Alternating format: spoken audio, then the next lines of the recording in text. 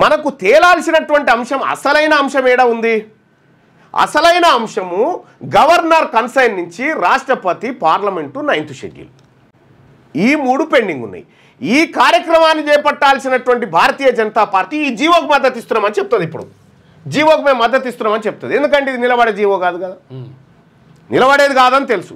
కానీ ఈ మిగతా ప్రక్రియను కంప్లీట్ చేయాల్సినటువంటి బీజేపీ దాని పని చేయకుండా కేవలం ఈ జీవోకు మేము మద్దతు ఇస్తున్నామని చెప్పడం అంటే ఇది కొట్టుడు పోయే జీవోకు మద్దతు ఇస్తున్నారు అన్నట్టు వీళ్ళంతా. ఎందుకంటే ఇది నిజంగా వచ్చేది ఉంటే వాళ్ళు అడ్డుకుంటారు. ఇదే భారతీయ జనతా పార్టీ 2 నాలుకల ధోరణితో ఇక్కడ ఎందుకు చేస్తలేవా, పార్లమెంటు ప్రక్రియ ద్వారా ఎందుకు కంప్లీట్ చేస్తలేమంటే అందులో ముస్లిమ్స్ ఉన్నారు కాబట్టి చేయమంటున్నారు.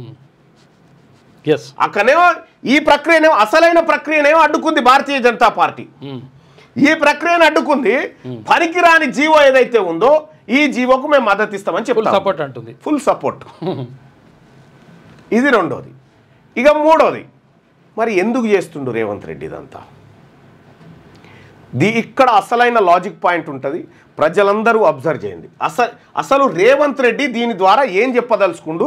తెలంగాణ రాష్ట్రంలో బీసీలకు మంచి చేయాలనుకుంటుండా, లేకపోతే దీని వెనకాల ఏమైనా హిడెన్ ఎజెండా ఉందా? ఎస్, ఎగ్జాక్ట్గా దీని వెనకాల ఒక హిడెన్ ఎజెండా ఉంది. ఏందా ఎజెండా అంటే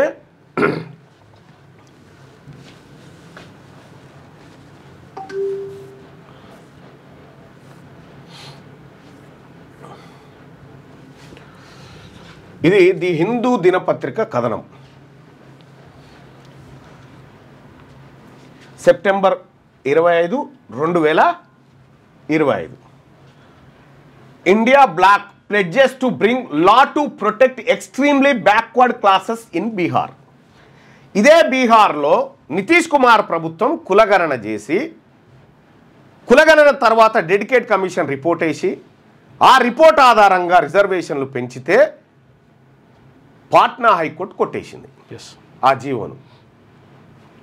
నీవు అన్ని చేసినావు కరెక్టే, కానీ ఈ ట్రిపుల్ టెస్ట్లో ఈ 3వ పాయింట్ దాటుతున్నావు కదా.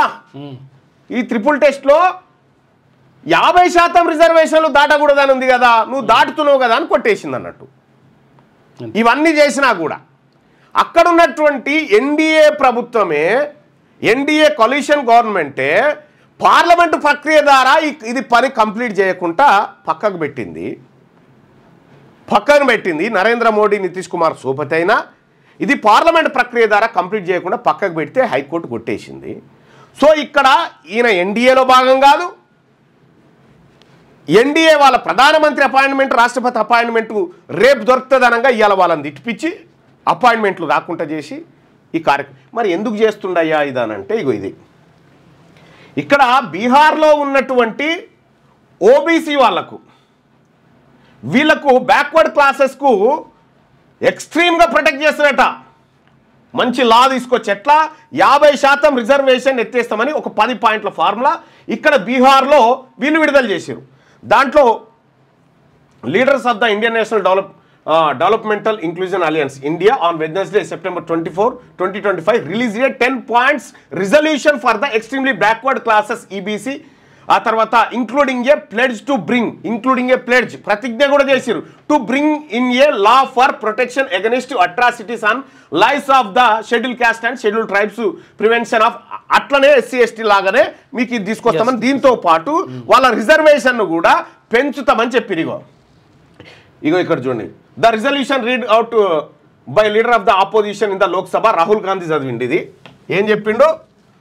Also propose increasing EBC reservation in panchayati and municipal bodies from 20 to 30%, raising the overall cap. అంటే ఈ 50% లిమిట్ ను ఎత్తేస్తామనేటువంటి మాట. బీహార్లో గెలవడం వల్ల ఎత్తేయడం కుదరదు.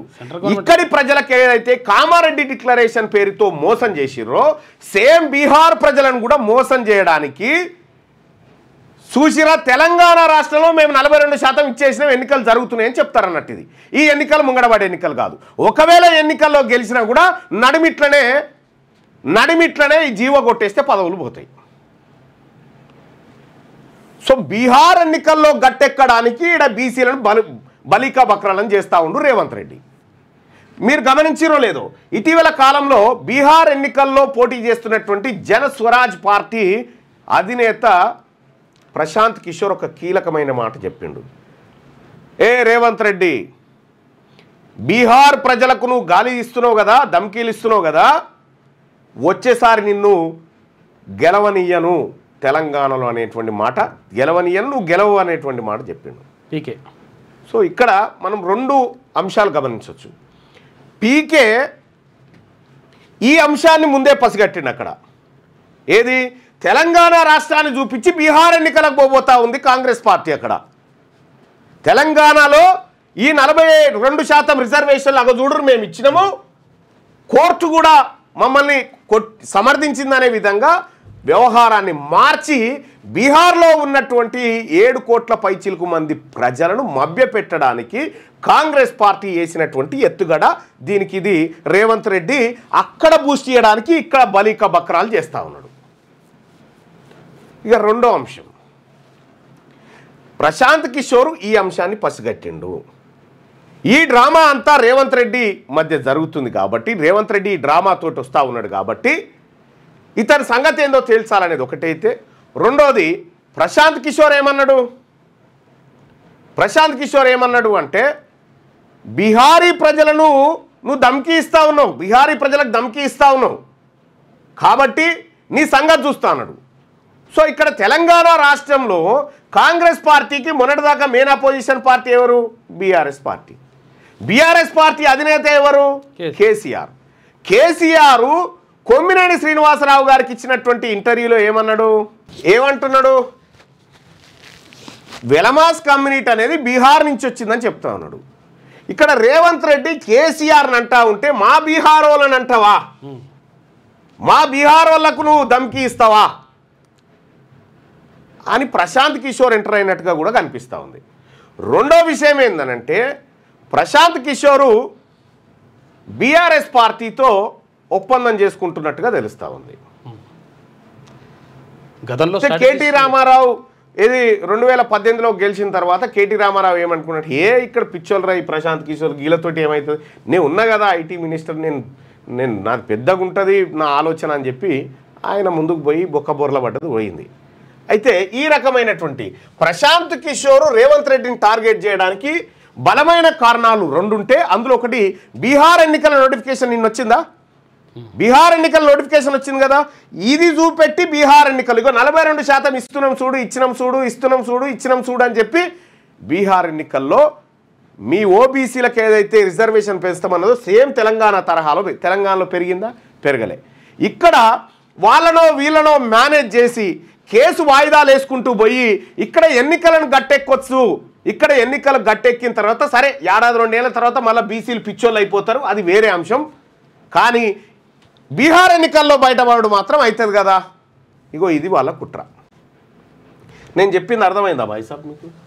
ఒక రకంగా రేపు కొట్టేసినా కొట్టేయచ్చు, అదో ఒకటి కూడా ఉంటుంది, ఇంకా 2 ఉంటాయి. అంటే ఒకవేళ ఇది వాయిదా వేస్తే కోర్టులో సుప్రీంకోర్టు దాకా అంశం పోయింది కాబట్టి సుప్రీంకోర్టు ఈ అంశం పైన పర్యవేక్షణ చేస్తుంది కాబట్టి దీనిపైన తక్షణమే విచారించాలి అనేటువంటి ఆలోచన ప్రెషర్ హైకోర్టు మీద ఉంటుంది. కాబట్టి మనం మరి పోయి సార్ కొద్దిగా వాయిదా వేసుకోండి, ఆడ ఎన్నికలు జరుగుతా ఉన్నాయి చూసుకుందాం ఏదన్నా అది ఇది అని అన్నారు అనుకో, సుప్రీంకోర్టు ఇక్కడ ఎన్నికల ప్రక్రియ ఇక్కడ ఉంది కాబట్టి మళ్ళీ ఈయన సుప్రీంకోర్టు పోవడానికి ఛాన్స్ ఉంటుంది. కాబట్టి బీసీ ప్రజలారా మనం గమనించాల్సినటువంటి అంశం ఏంటంటే ఈ 42% రిజర్వేషన్ల డ్రామా బీహార్లో ఎన్నికల కోసం వాడుకోవడానికి రేవంత్ రెడ్డి ఆడుతున్నటువంటి నయా డ్రామా. 4 కోట్ల మంది బీసీలను కనుసైగల మీద నడిపిస్తున్నా అని ఫీల్ అయ్యేటువంటి రేవంత్ రెడ్డి 2 రెడ్లను ఆపలేకపోయిండు కేసులు వేయకుండా. ఎందుకు ఆపలేదు? ఏపిచ్చింది ఈయననే కాబట్టి. రెడ్డి జాగృతి నాయకులు వాళ్ళు మళ్ళీ ఏపిచ్చింది వీళ్ళే, జానారెడ్డి వీళ్ళే ఏయించిన చరిత్ర కూడా గతంలో వీళ్ళకున్నది. ఇదే రేవంత్ రెడ్డి గారు నేను ఎక్కడనో చూస్తే రిజర్వేషన్లు ఇస్తే జైల్లో పెట్టాలని చెప్పిండు.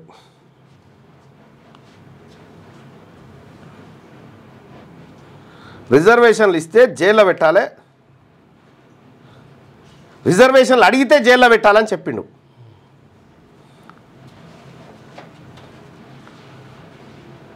ఏదో 99 టీవీలో ఎందులోనో ఒకసారి ఈ మాట చెప్పిండు,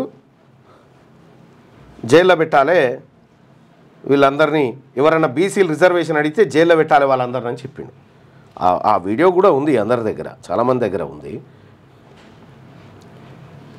ఇక్కడ కాంగ్రెస్ పార్టీ బీహార్లో బీసీ ప్రజలను వాళ్ళ ఓట్ల కోసం తెలంగాణ మోడల్ అని చెప్పుక తిరుగుతూ ఉంది. అక్కడ ఈడ మోడల్ లేదు, లొటపీస్ లేదు, ఈడ జరిగేదంతా చీటింగ్.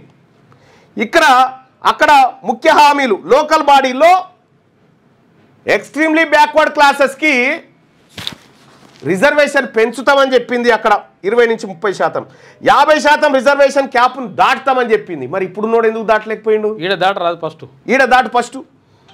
రెండోది, ప్రైవేట్ విద్యా సంస్థల్లో రిజర్వేషన్ ఆర్టికల్ 15(5) ప్రకారం ప్రైవేట్ కాలేజ్ యూనివర్సిటీలో ఈబీసీ ఓబీసీ ఎస్సీ ఎస్టీలకు రిజర్వేషన్ అమలు చేస్తామన్నారు.